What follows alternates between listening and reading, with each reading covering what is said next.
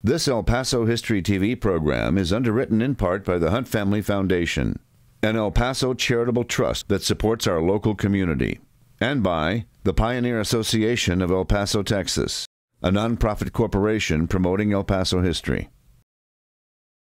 The official motto of Fort Bliss, Texas is now Fort Bliss, home of America's tank division.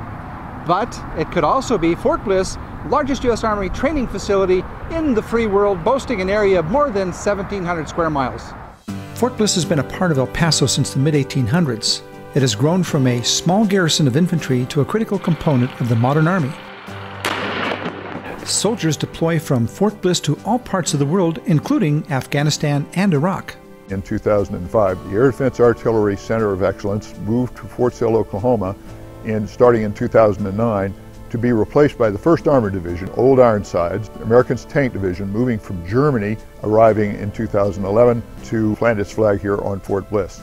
So the air defenders who had been here for many years and had tested everything from the V-2 rocket all the way up to sophisticated air defense missiles was replaced by the 37,000 soldiers that are here today with the 1st Armored Division.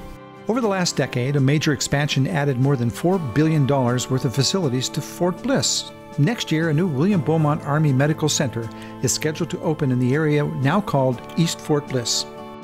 When you combine Fort Bliss with adjacent military properties in New Mexico, Fort Bliss is the one Army facility that can test fire almost any U.S. Army weapon, and it's where the first nuclear weapon was tested in 1945. Fort Bliss has had 5 homes in El Paso. Its first location was right here at San Jacinto Plaza in the heart of downtown when it was called the Post opposite El Paso. That post was established in 1848 at the end of the Mexican-American War. Area settlers and gold seekers bound for California needed protection from Indian attacks, and a survey of the area was essential for a transcontinental railroad route. The War Department closed the El Paso post for 3 years, but reopened it in 1854 at a new location, McGoffinsville. That's when the name changed to Fort Bliss in memory of Lieutenant Colonel William Wallace Smith Bliss, General Zachary Taylor's chief of staff during the Mexican-American War, and later his son-in-law. After McGoffinsville was destroyed by a Rio Grande flood in 1867, the garrison moved 3 miles north to Camp Concordia. That post was closed in 1877. But when the violence from the San Elizario Salt War erupted, Fort Bliss reopened in downtown El Paso. 2 years later, the Army moved Fort Bliss to Hart's Mill on the banks of the Rio Grande near La Hacienda. The Army wanted to close Fort Bliss, but townspeople raised $7,000 to buy La Noria Mesa, 5 miles east of town, and they gave the land to the Army.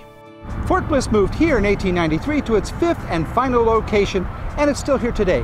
I'm Bernie Sargent for El Paso History TV on ABC7.